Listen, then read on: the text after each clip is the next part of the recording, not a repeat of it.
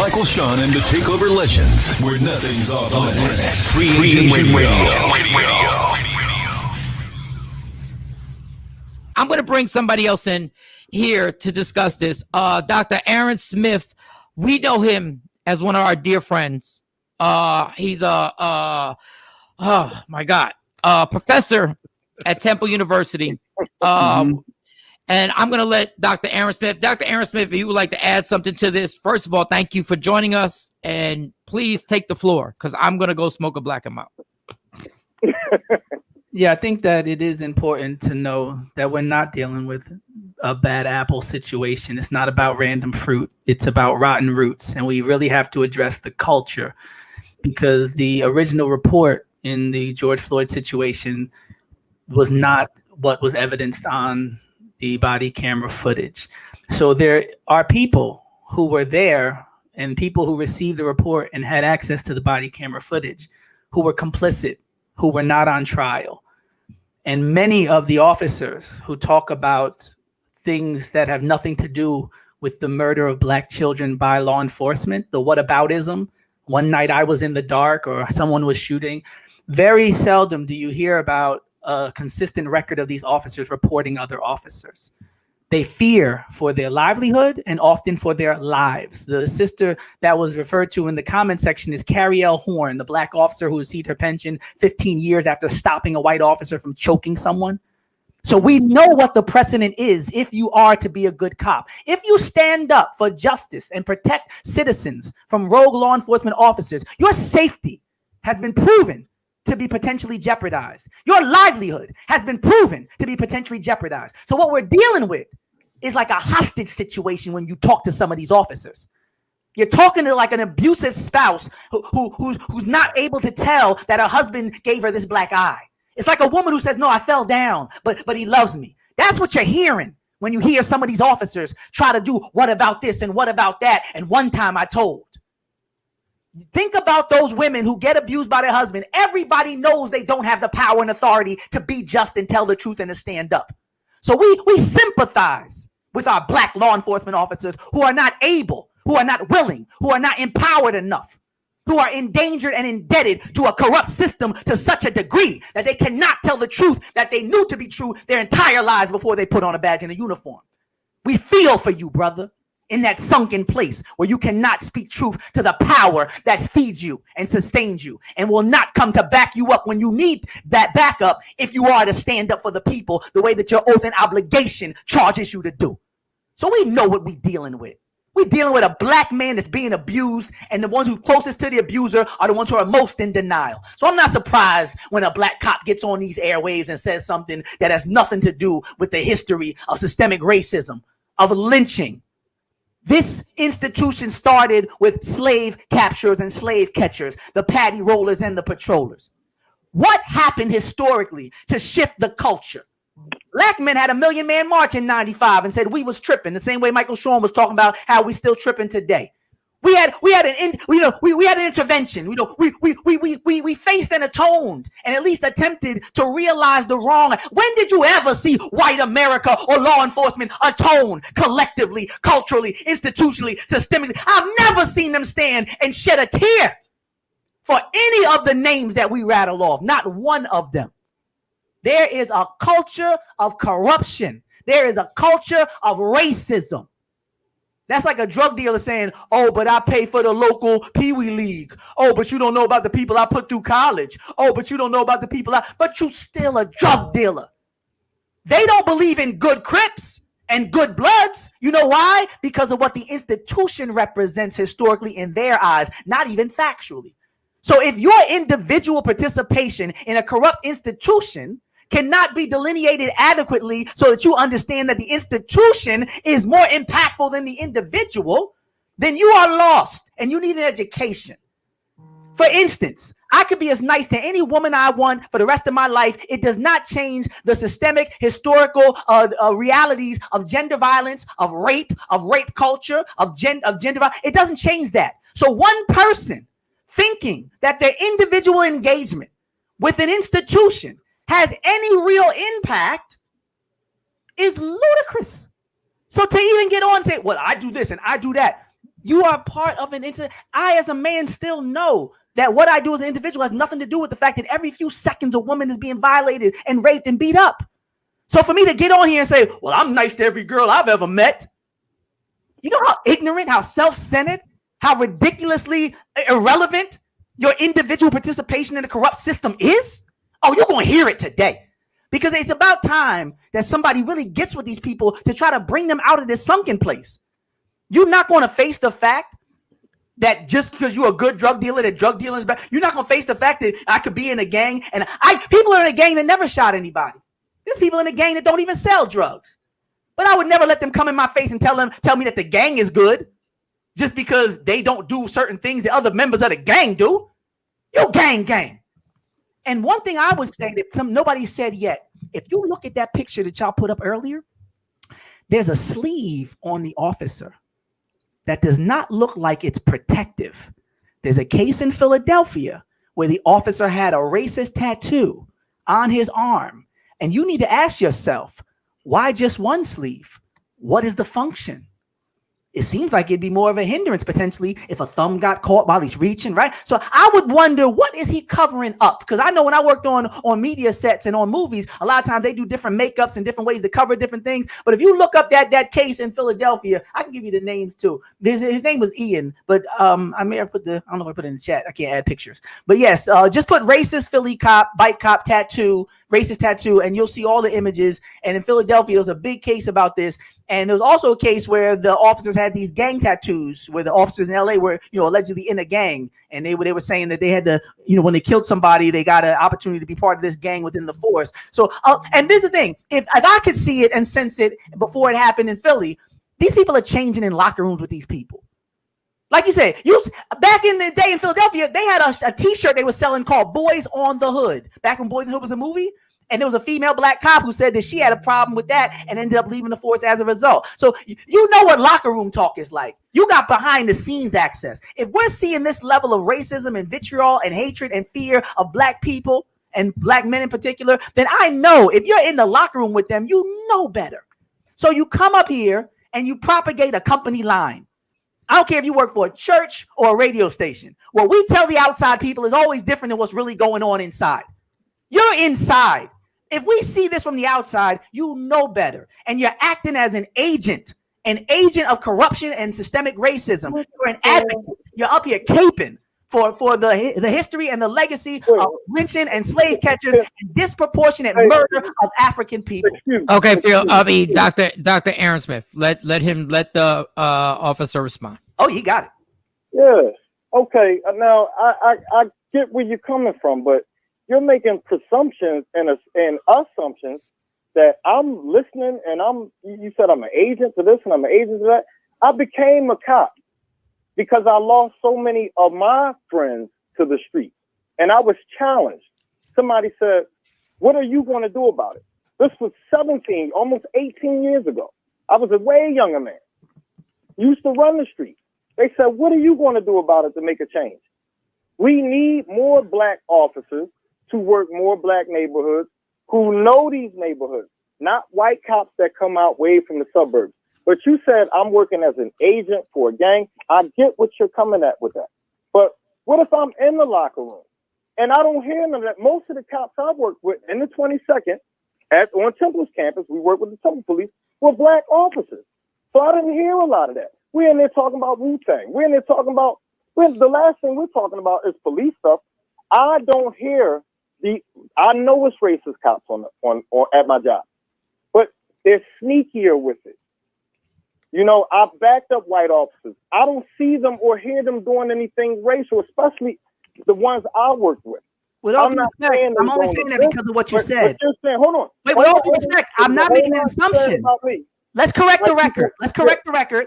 I'm not making an assumption. You said Trump posters. You said N-word. You said you saw this. I'm responding to your quote. So please, with all due respect, it's not an assumption. I'm basing it on your direct quotes. Proceed.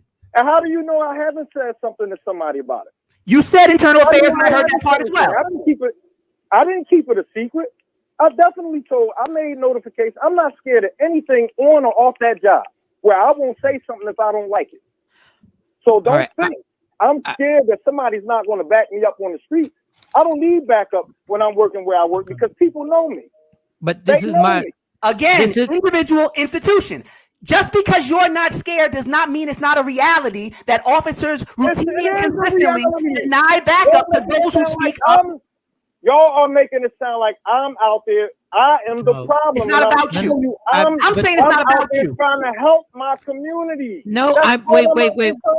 That can be the case, and what I'm saying could still be true. You as an individual can be trying your best in a racist, corrupt system. You can be an unknowing agent.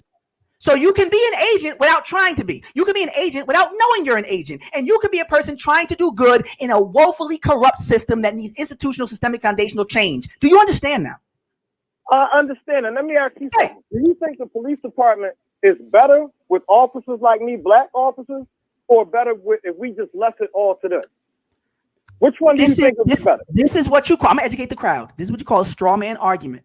When people raise issues that nobody raised. Wait, listen, and let the people be educated, please. We need to get together and talk. Let me not allow you to filibuster and ramble. Let me educate the people. Yeah. This is what you call a straw man argument. Because if you've been listening for the last 15, 20 minutes, no one ever said, alluded to, mentioned, or considered Black people not being in law enforcement. So even to divert in that direction and to draw attention to an issue that was not raised is what they call a straw man argument. Nobody said that to you. You said, well, do you think none of us should be cops? You came at my character as a black officer and you trying to make it sound like I'm some undercover agent for the police department, and some kind of way I'm just ignoring all the racist stuff that's going on all around me because I'm scared I won't get back up. Okay. Let me just break in. No, let me just two things. Number one, he made an example and he said, if a Blood or a Crip told you I didn't kill nobody and I don't sell drugs, an officer wouldn't say that makes the Bloods and the Crips any better. Yeah, he specifically said that. Now, number two. Okay, now number two. This is where it gets, and I'm not. I got love for you, but this is where it gets frustrating. I don't know sometimes. No. But you called here, and I'm not gonna bite my tongue because we disagree with something. So if I disagree with you, and you think because I disagree, but if you think I disagree, I ain't got love for you, then that's a different story. Can I make a point of irony? But let me hold on. Let me just finish this point. Let me just finish this point. This is the problem I have when I tell you to watch a video of a white cop killing a black kid, and your answer is I don't know, and then I give you example after example after example of white people being apprehended with guns, white people attacking police officers, white people threatening to kill police officers. And I say they're alive. And you go, well, I wasn't there. So that at that point, even if I show you the video, all you're going to say is, well, I wasn't there. Like, when are you going to say, when a system has been built from day one to be racist against minorities, especially black people? And then when I give you these examples, you keep hitting me with, I don't know. Now, I'm not saying it's personal. I'm saying it's what it sounds like. Hold on. I hear you, Mike. I hear what you're saying. I know y'all got to go. But didn't I also say, of course, some of it is racial. But what my issue with it is, the media puts it out immediately that this cop is racist and he only did this to this black person. And all I'm saying, it could be all about race. All I'm saying is let's get the facts first, then go from there instead of having everybody jump riled up for something that may not even be the issue. And like I said, racism exists. I was a victim of it. That was one of the other reasons why I became a police officer, because I didn't like how I was treated by police officers. And I was challenged to change that. And I appreciate what you're saying, but racism, when you say racism exists, you're downplaying it. Yes. Racism doesn't just exist. No, wait. Racism doesn't just exist. It dictates what goes on in this country every single day. No So doubt. I agree with you. my whole objective is asking, how are we going to deny? When are we going to stop saying, I don't know? Your eyes tell you. Your eyes told you that this guy, Philando Castile, got shot up in his chest with a girlfriend on the passenger seat and a kid in the back seat, and that officer got off scot-free. I don't want to hear. I don't know. I don't mean it. I don't mean it as I don't know how that's not deemed as being racist. What I'm telling you is because I don't know the totality of the facts. I don't know how it led up to that.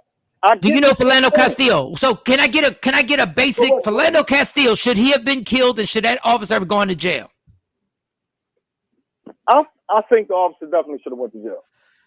Nobody should be dying on any of these situations. Nobody should be dying. Nobody.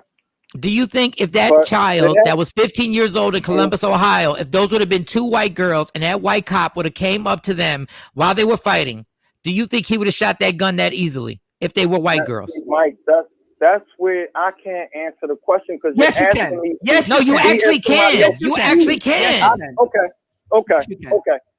You can answer. You can. Okay. Let me ask you this. Two black guys get into it in front of a bar. They get into it in front of a bar in Philly. Now. Go ahead. They get into it. They're scuffling, two black guys, and you don't know, and a white cop comes up. In the same bar, same place, two white guys are scrapping. What do you think if you had to bet your life? What do you think the chances are that gunfire would get let off on the black guys against the white guys? Not saying it's going to happen, but if you had to bet your... No. I'm just asking. Wait. If you had to bet your life on it. Okay, so if you had to... Go ahead. That's all I'm saying. This has happened before. Not with the white guys, but with the black guys. No, I'm asking... I'm giving you two separate situations. A violent situation happens with... Yeah, go ahead. Go ahead. No, what I'm saying is that exact situation happened numerous times where we pulled up to because they have all these speakeasies that was open in 22nd. I'm not saying you as a black cop. I'm not saying you as a black cop. You're saying somebody else. I'm saying a white cop rose up and sees two black people in a violent confrontation. Mm-hmm. And he shows up and sees two white guys in a violent confrontation. If you had to bet your life on which one has lethal force used on them, which one would you think would have the lethal force used on them? I would say the two black guys. If they that's all I'm saying, dog. That's all I'm saying. But that's all I'm saying. I'm not saying you. I'm not saying you. I'm not saying you. I'm not saying you. I got you. I'm saying the culture of this existence, of this entity, has been based on we will treat people of color, especially black people, differently. And we will value a white person's life, and we will think not once, not twice, not 3, not 4. We will think 5 times before we kill them. But a 15-year-old girl who's in a fight with another teenager, he doesn't get within 7 feet of them, and he kills her. That would not happen if those were 2 white girls. That's all I'm saying. And this is not personal. Okay. I truly believe that you are trying to make a change. I truly believe that you talk to these young black men and young black women at that rec center, and you are trying to save their lives. I truly believe that. I believe you are.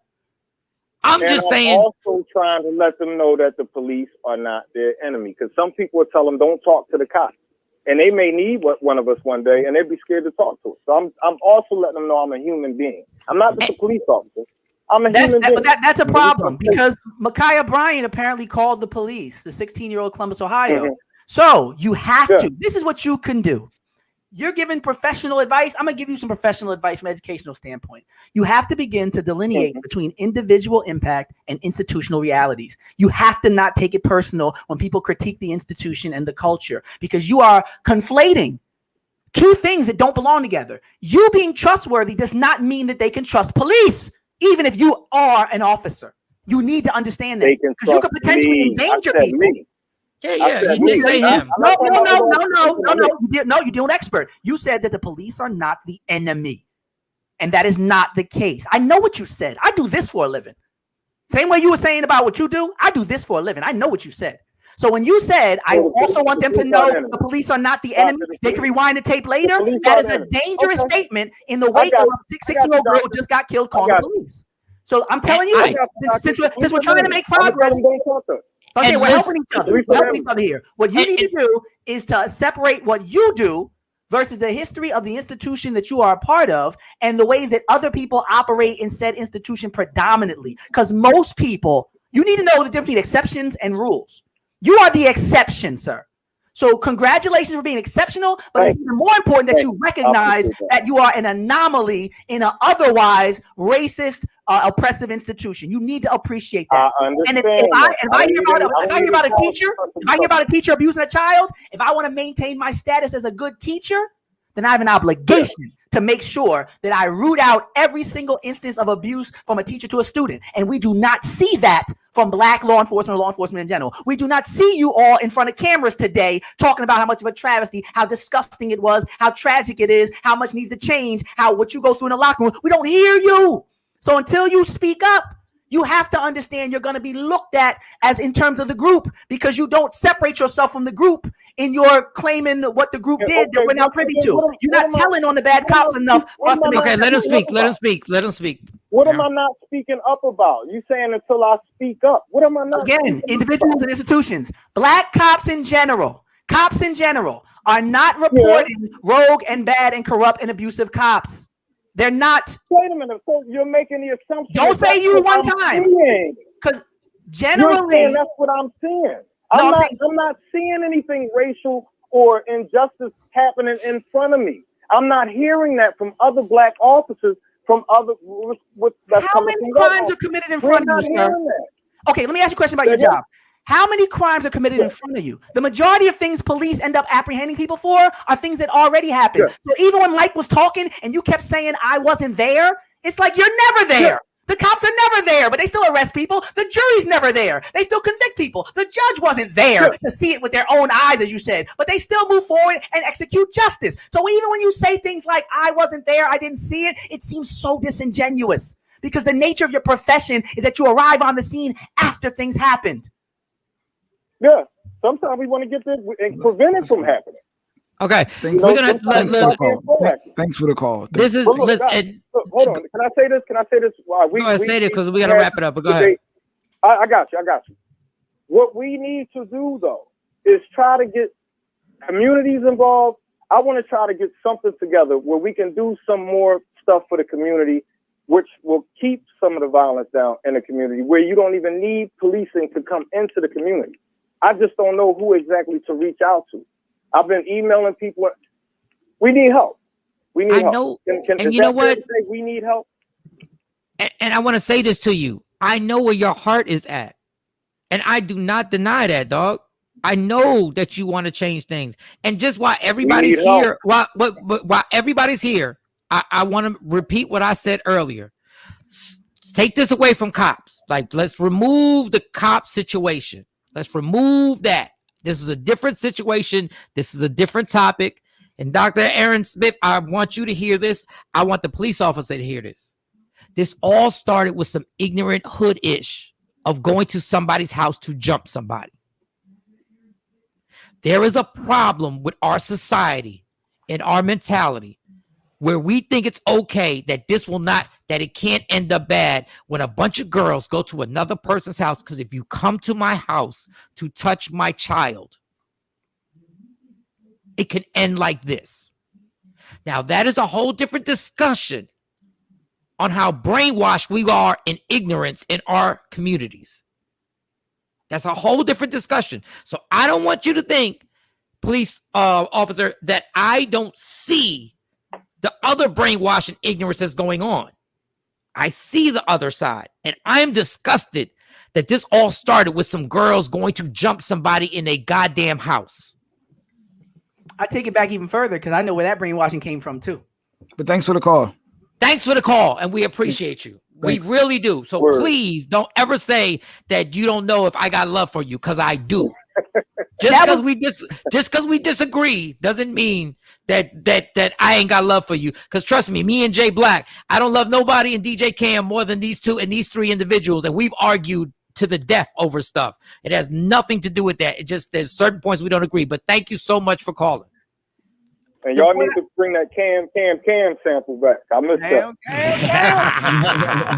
So what were you gonna say? The point I was gonna make earlier was when you were saying that about the having love for you. I was like, if you think that Mike doesn't have love for you because of his passion in his rhetoric, imagine how black people feel about the police who've been killing us for all these years. If you're so sensitive that you think somebody getting heated means that there's a lack of love, imagine you were on repeat, hashtag after hashtag, how we feel. So you can put yourself in somebody else's shoes, and we haven't even been trained. I'm going to say this one more time. I hear you, Doc, but I'm going to say this one more time. I'll be 46 next month. Dark-skinned black man in this country. So trust me, I know how it is to be black, dealing with police, dealing with my own people, dealing with society, period. I know. I've been through some stuff. And I'm just glad I'm here to still talk about it. And we're glad you're here also, but we gotta wrap this up. So we have to wrap this up, and I gotta say one more thing to Doctor, and we gotta end that phone call. And but yeah, I'm truly serious about the attitude that I have, that this all began with the ignorance of some girls going to jump somebody. And I've seen the ignorance firsthand of young, and it's not young people's fault. They were brought up into this. We lent amazing hands, and we passed down ignorance upon ignorance upon ignorance. And now people are dying because we can't reverse it. And it's the scariest thing ever. Nobody can see the ignorance on how we treat each other and the things that we accept as okay. It took 300 plus years to create this type of slave. You got to think, people used to say, I want to be with my family. And they say, no, we're going to take your wife we're going to violate your wife, and we're going to sell your child, and we're going to beat you in front of your wife. And then we're going to do this in front of you. And then we're going to do this to your child in front of you. This happened. There was something called a seasoning process in the Caribbean. We call it the slave breaking process, or the buck breaking process in America. So yes, after generations and generations of people wanted to be family, even in the 70s, black people were getting married at a higher rate than white people in the 70s. But we know what happened when crack hit. So after all of that slave breaking, after all that Jim Crow, after all that lynching, after all that rape, after all that maiming, after all that breeding us like cattle, we were still more family oriented than everybody else. And then they brought in chemical warfare, they brought in crack cocaine, and then even when they got hip hop, we was making hip hop a powerful thing. Self-destruction, brand Nubians, poor righteous teachers, ladies fight first, the power. Fight the power. And what did they do? We had a whole nother COINTELPRO type of vibe, similar to what they did in the 60s when they had the Black Panthers and the origins of some of these gangs, trying to be community oriented and uplift people. What they do? They assassinated people. They assassinated their character. They recorded them in different situations. They tried to influence them to commit suicide, like when J. Edgar Hoover wrote the letter to Dr. King. Then they take all the truth out of the books. They tell us that Africa didn't have any civilization. Africa didn't have any knowledge. We was naked with bones on our noses, not knowing that we were the ones who created the pyramids that they call a course of class today because it's a block on a pyramid. So after all these lies, after all these attacks, after all these murders, yes, now we don't care. Now we just want to fight, because for so long, no matter what we did, sung, prayed, marched, begged, sat, worked, served in the military, all they ever did was fight us. And even to this day, no matter what we do, there's some people who still think black people are the enemy. So the younger generation, seeing all that, and even what they don't see, sensing all that, sensing that hopelessness, sensing that lack of opportunity to truly have equality, they say what a lot of us said when we were younger: F it, F the world. So I don't like the fact that it's happening, but I think it's important to understand and deconstruct how we got here in order to reverse engineer the process that has happened over the past 400 years. Woo. And then I'm not gonna ask. No, and I'm not gonna acknowledge yourself. You gotta get knowledge yourself. All right, thanks again. We'll talk to you. All right, Ken. Hold on. Let me say one more thing real fast, y'all. No, we can't. We don't. European names. I hear you. When we're black, no, you don't. European names. That's something right there. We don't. Okay, and you're right. All right, we gotta end this segment. We don't have. I would ask you more questions, Doc. I would ask you more questions because there has to be a point where what everything you just said is 100% correct. But then if there's not going to be a stopping point where a change happens, then everybody just throws their hands up and says, F it. But there has to be a changing point, and we have to realize that hip hop is being used against us. Yeah, it is being used against us. But and nobody wants to hear this, and this is unpopular, and nobody wants to hear this. But they use gangster rap to take out Public Enemy. Yep. Yeah. And we fell for it. We have to wait 20 years for the Freedom of Information Act documents. Because back in the 60s, a lot of people were saying, I feel like this is, aging. I feel like we're being followed. People were saying that. If you read what people were saying to each other, but they were called conspiracy theorists. They were, considered people that were, but people who said that now and in the 90s, it feels like NWA just all of a sudden is getting pushed when everybody else is getting pushed down. Like a lot of people were saying that even in the moment, but 10, 20 years from now, just like you hear with Tekashi and all these different things about, officers, in the Tekashi case, one guy was moving heroin and things like that. People wouldn't even imagine this 15 years ago to say that half these people were informants and that they were involved in watching people get murdered. But if you study the civil rights movement, there were a lot of FBI agents who were there when the Freedom Riders got attacked, like Viola Uza, and they were in the car watching the Klan shoot and kill some of the Freedom Riders. So they say that your mind is like a supercomputer. The more memory you have, the better you're able to engage phenomena, process information, and understand what's coming around the corner. So if you go back really far, you can look in the present moment and see some similarities that'll let you know, although these people might be good-hearted, although these people might individually want progress and peace, they can still be part of a system. There was a lot of people who worked for J. Edgar Hoover who thought they were doing the right thing. They were like, hey, these people are subverting American values. They're trying to be violent, and I need to go out there. But now we look back and say COINTELPRO, straight up agent, like the movie that we just saw with it. Yeah. So in the moment, yes, a lot of people in the moment are trying their best. But when they don't understand the systems, if they don't have a systems analysis, Leonard Jeffrey says, we end up with a paralysis of analysis, and we just get focused on what we do. And that way we can be used and manipulated to do our good work for the sake of an evil system. So I think it's really important, that we increase our memory and our awareness of what happened before, so we don't have to wait 20 years and say, oh, yep, knew it. They was using hip hop. We saw the change. And we see that even Kanye said you can rap about anything except for Jesus. Even Biggie said back in the days, our parents used to take care of us. Look at them now. They are scared of us. So this whole fear and abandonment of the hip hop generation, the manipulation of the medium and how these positive messages have been suppressed. You can see in the videos. They'll say, they'll say, the cops are against this rap music. And a lot of the old 80s and 90s videos talk about an establishment against the expression of hip hop. KRS-One talked about the denial of it as a true art form. People still taking rapping for a joke, a passer. Like we knew and we were saying it and we were trying to establish our voice, but our parents weren't listening because they were programmed by the establishment to say, talk like white people, get a Jerry curl and just go to corporate America, be buppies, black urban professionals. And there was a disconnect and an abandonment where different segments of the population have been deceived in different ways. So now we're alert to things, but we're not on TikTok. We're alert to things, but we're not the ones playing Fortnite for 5 to 8 hours. So what do? They put the new poison and the new message in a new candy. So while we're thinking, we're learning, we're growing, now we're coming together and seeing eye to eye, they're attacking the babies as we speak. Yeah. Hey, listen, there's so much. Go ahead, Jay Black. I was going to shift gears because I want to know about the case yesterday. We got this big verdict and we got the doctor here. And I wanted him to, I think we got a photo of the different counts. He was 3 counts. I wanted to know the potential time frame, but just to talk a little bit about this verdict yesterday and give some insight on, I guess, it's the maximum time he can get. Well, the short of it is he can get about 40 years, but they said since he has no prior record, he can end up doing about 12.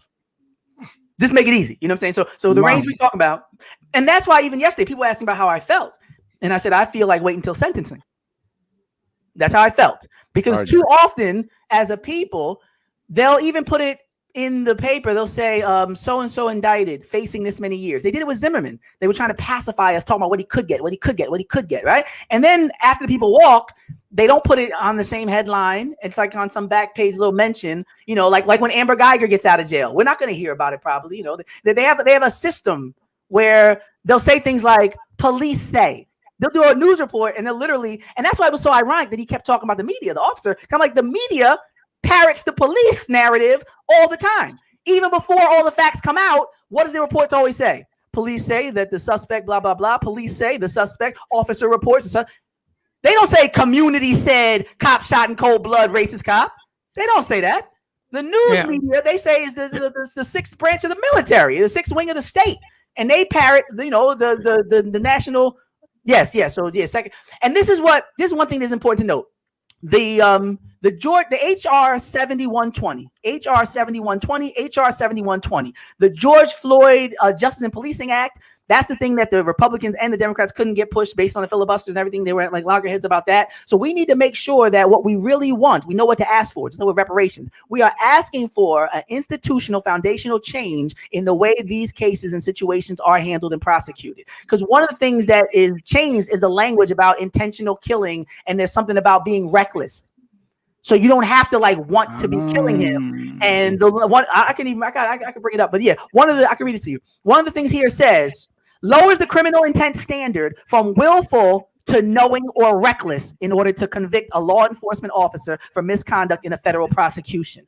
Limits, and this is the other important thing to take away, qualified immunity. Qualified immunity is this different standard of law for officers. And a lot of the conversations now are not trying to do away with qualified immunity. And if they're not talking about HR 7120 and they're not talking about doing away with this qualified immunity, you wonder why they always get the benefit of the doubt, why they're able to lie on the stand, right?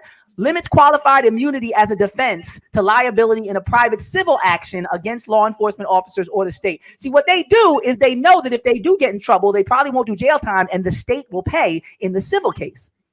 Once they change this law and they say, no, we could come after you and sue you, not only will you be more likely to be prosecuted and in jail, your pockets could be tapped after that. So now it's your kids and your family and your house, the same way that we got to put our house up for lease when we're wrongly convicted, even if we end up, being proven innocent. You got behind on the mortgage, they still keep 1%, right? So that's what 7120 is all about. And that's why it's so important. Also authorizing, lastly, the Department of Justice to issue subpoenas and investigations of police departments for a pattern or practice of discrimination. So like we said, if you have these, consistent patterns, we can say, hey, that's enough. Because you see how lenient they are and how much discretion they use with us when it comes to probable cause. I smelled weed.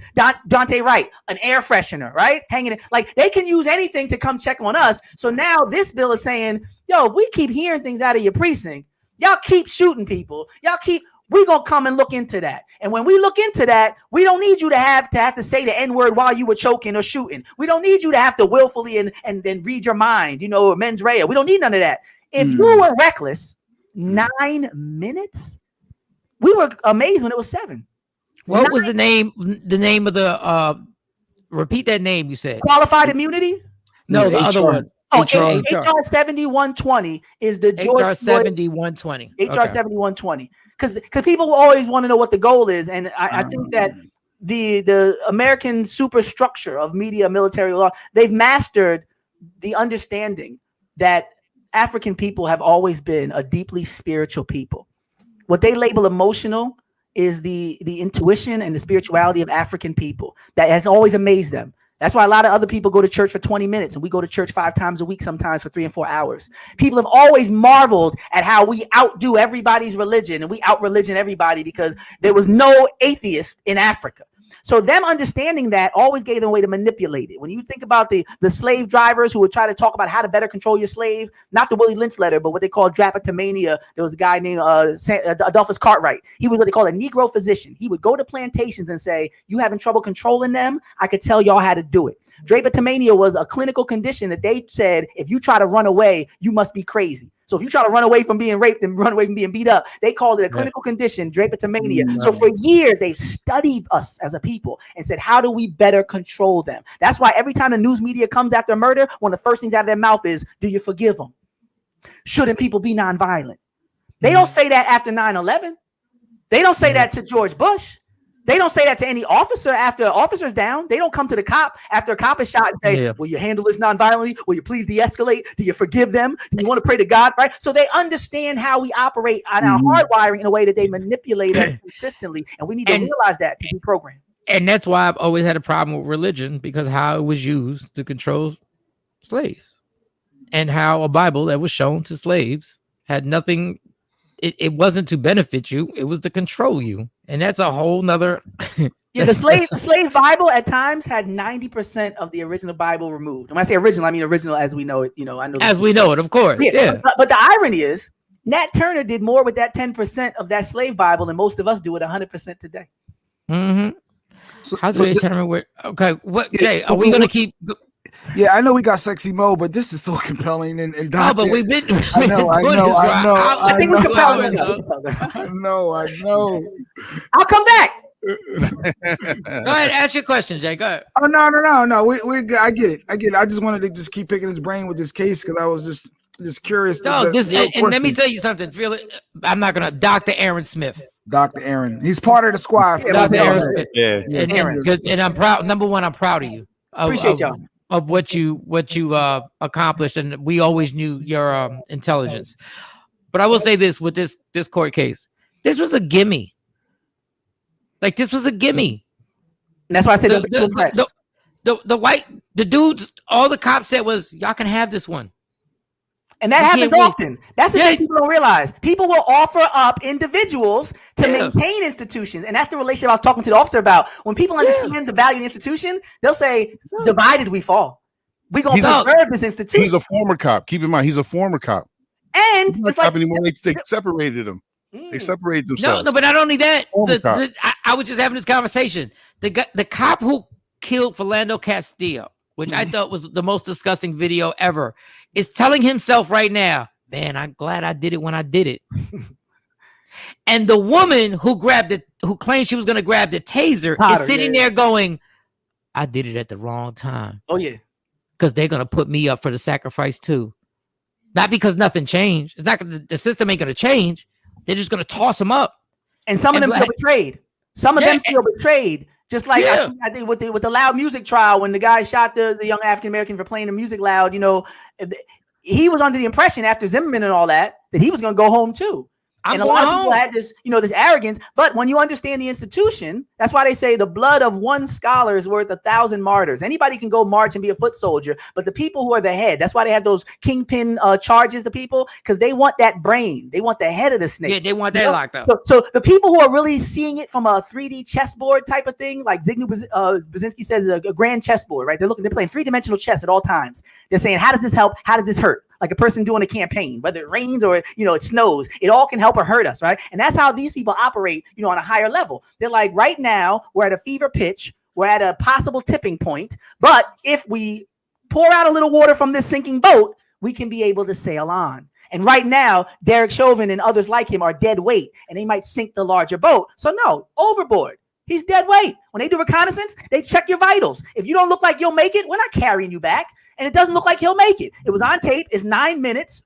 And everybody sees it. We see the climate in the country right now. It's actually advantageous to have, as a PR move, to look like you're changing more than you are in order to have the access to use that moral high ground. I compare it to arm wrestling, where you give up a little so that you can slam them down harder. So in arm wrestling, just because they moving this way, it don't mean you winning, bro. Sometimes they letting up a little bit to give you a false impression that they're making progress so they can slam you back down further. I'll give you one better.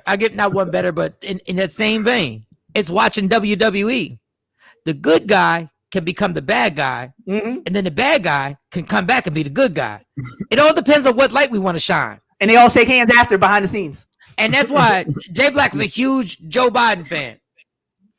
You're not getting me, homie. Oh, I thought about to get locked up. I heard you calling the crime bill author, homie. You're not getting Joey. With that lady that locks up people for their kids going to school late. I got to make sure my kids are school on time. Joey B, cuff me up. You're not getting me.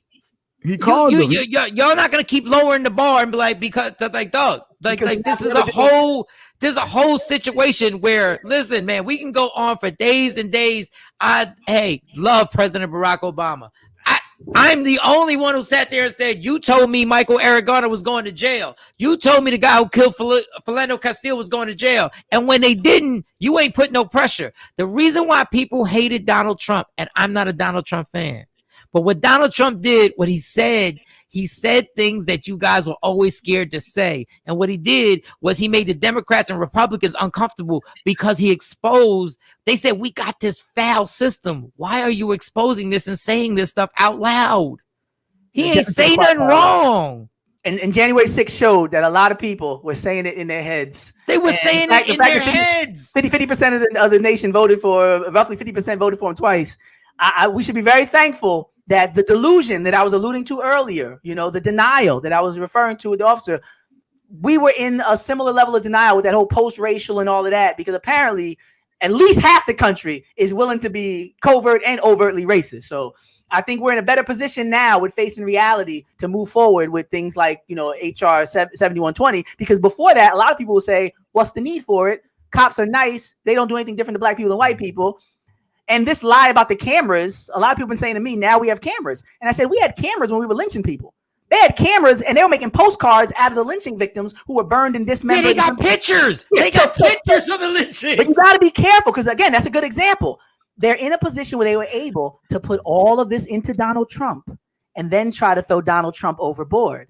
And it was like, no. Don't try to superimpose all of 300 years of racism and half the country into one person to disassociate yourself from what you've been doing and currently continue to do. Because that was the attempt. And that's why the Democrats were so ruffled. Because it was like, no, we want to act like it's just him. Because if it's not just him, we're going to be forced to look at ourselves and the spotlight's going to shine on all of us. So Derek Chauvin, just like Donald Trump, just get him out the way so that the rest of us can look like we're not part of the very system that created those two. America created Chauvin. The police department in America created Chauvin. America created Donald Trump. These are products made in America. And that's the connection that they're trying to separate themselves from in all this, elation about the verdict and so happy about Joe Biden. No. Y'all is as much Trump as Trump is Trump because he came from you. Trump did not create himself. Chauvin did not train and create himself and educate himself. So that's the part they don't want to face. And that's why I need to go to the club and just say, I'm not your ex, so come home with me. Because apparently that's the Biden strategy. As long as you're not the last person, then you some kind of hero. So I'm going to go with somebody who's been treated real bad by their ex, some celebrity, and be like, yo, hey, I'm not him. I'm not Kendu Mary J. I'm not like, just because you ain't the last dude don't mean you a good dude. Yeah, but 20 years ago, he was the dude. But anyway, but 20 years ago, you weren't passing laws. Some people got 20 more years still to go. They got 20 years still to go based on...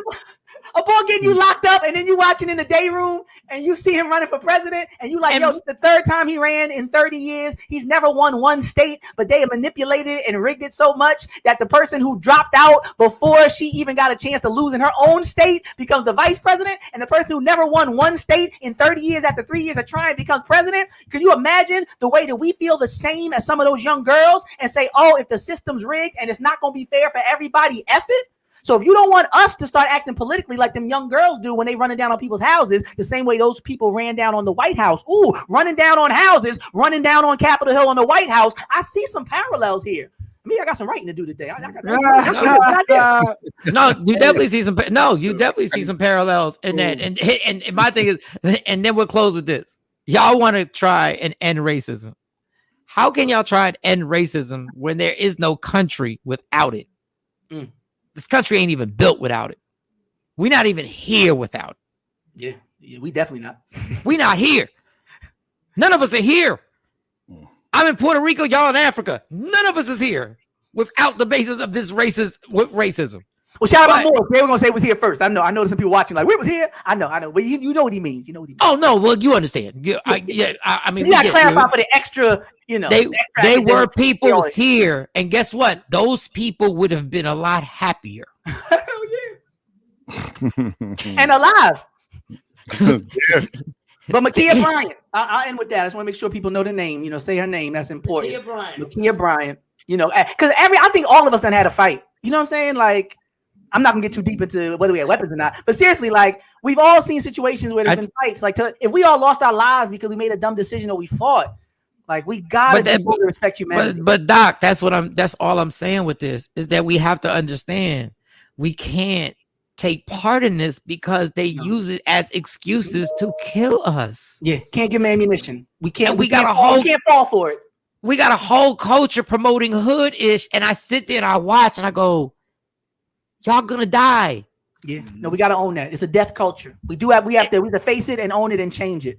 Yeah. All right. So we're gonna have you back, Doc. We're definitely gonna have you back. I appreciate you so much for stopping through and just Doc. You we've known each other for like 15, 20 years. You've always amazed me. I appreciate Always. it. The You always amaze me. rapping professor, Dr. Aaron. I just Googled you. I was like, oh, wow, you Googleable. Look at this. All He right. said you cool. I don't know if that's a word. I don't know if Googleable is a word. I don't know if that's a I know you word. should use that with the You good know- doctor. You know what I meant. You knew I what don't know meant. if Googleable should have been used after all that poignant messaging that was going on. I don't know. We should have said Googleable. I need to put the midnight run and the takeover legends on my resume. You know, I was doing it later when I know that's when right. Kanye West came with Through the Wire and all that. There you we know, go. There we go. Tell him. Midnight Tell Run, him. DJ Can, takeover legend, Michael Shaw. Shout out to Jay Black when I was sleeping in the office when Raphael and them let me sleep in the office before the morning show Yes. because life was a little hectic. I remember I missed 3 days of work and Jay Black was like, "We thought you got arrested," and I was like, "I did." I remember that. It's nice to have a job that you can leave for a few days and come back like nothing happened. I was watching your special, Mike, and I was laughing. So I was thinking, I know the feeling, brother. I know the feeling. I was clapping and nodding. I was had my head down, flashback. I was like, yeah, it gets real. You know, that real life can interfere with that professional life sometimes. You gotta balance it out. For those who don't know what he's talking about is my Relapse Again one-man show. You can go on YouTube and check that out. Relapse Again. Yeah, Fearless could disappear, and we'd be like, well, Dr. he Aaron ain't Smith. call us. He's no I give longer Fearless fearless. credit. I give Dr. Aaron Smith credit. I give Dr. Aaron Smith credit. He never asked us for any money to get him out.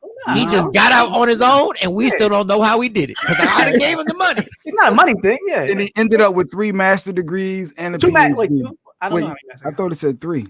It could be a bachelor's and 3 Either way, you got You're a right. bunch of. You're right. You got, My bad. Yeah, 3 it's masters. 3. It said Wow. 3. Yeah. I've been in Dr. forever, Aaron, man. well, Dr. Aaron Smith, you beat all of us combined. Okay. Yeah.